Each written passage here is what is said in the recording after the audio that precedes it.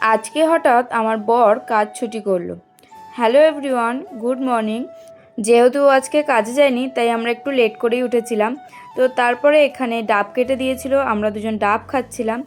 আর ডাব খেয়ে তারপরে আমরা একেবারে ফ্রেশ হয়ে চা খেতে চলে গেছিলাম। চা খেয়ে তারপরে কিছুক্ষণ পরে চলে গেলাম রান্নাঘরে, তাড়াতাড়ি আজকে সকাল সকাল রান্না বান্না সেরে নেব সেই জন্য।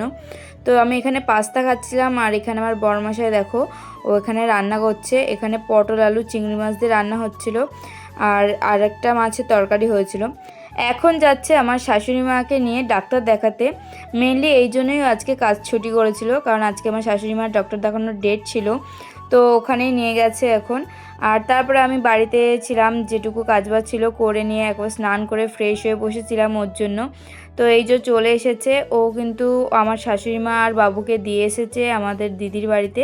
ওখানে দুদিন থাকবে আমার শাশুড়ি মা, আর ও চলে এসেছে।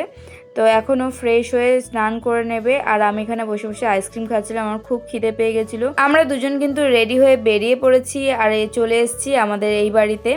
আজকে দুপুরে আমাদের এই বাড়িতে নিমন্ত্রণ ছিল খাওয়া দাওয়ার। তো দেখো এই যে আমার মা বিরিয়ানি করেছে, আর মিঠাই কিন্তু খেতে বসেও পড়েছে। আর আজকে বিরিয়ানিটা কিন্তু দারুণ হয়েছিল। সকালবেলা রান্নাবান্না করেছি, তারপর মা ফোন করে বলছে কি যে আজকে আমাদের বাড়িতে চলে বিরিয়ানি হচ্ছে, তাই সব খাবার দাবার ফ্রিজে ঢুকিয়ে দিয়ে আমরা ওই বাড়ি চলে গেছিলাম। বিরিয়ানিটা বেশ ভালোই হয়েছিল, তাই অনেকটা খাওয়া হয়ে গেছিলো। তারপরে এখানে আমি খেয়ে নিয়েছিলাম পান। তা আজকে আর ওই বাড়িতে বেশিক্ষণ ছিলাম না, কিছুক্ষণ পরে চলে এসেছিলাম বাড়িতে, আর একটা স্প্রাইট নিয়ে এসেছিলাম, স্প্রাইট খেয়ে নিলাম। রাস্তা দিয়ে আসার সময় আমি মানি প্ল্যান্টের গাছটা দেখতে পেয়েছিলাম, মানে আমাদের পাড়ায় একজনের বাড়িতে হয়েছে, প্রচুর পরিমাণে হয়েছিল। তাই আমরা একটা ডগা কেটে নিয়ে চলে এসেছি এটা লাগাবো বলে। আর সন্ধে হয়ে গেছে, এখানে আমার বড়মাসে পুজো দিয়ে দিচ্ছিল।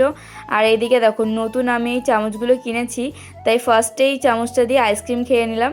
তো তারপরে দেখো আমরা একে একে সবাই কিন্তু এখানে এক একটা চামচ দিয়ে, এখানে আমার বর দুধ সুজি করে দিয়েছিল, আমরা সবাই মিলে খাচ্ছিলাম।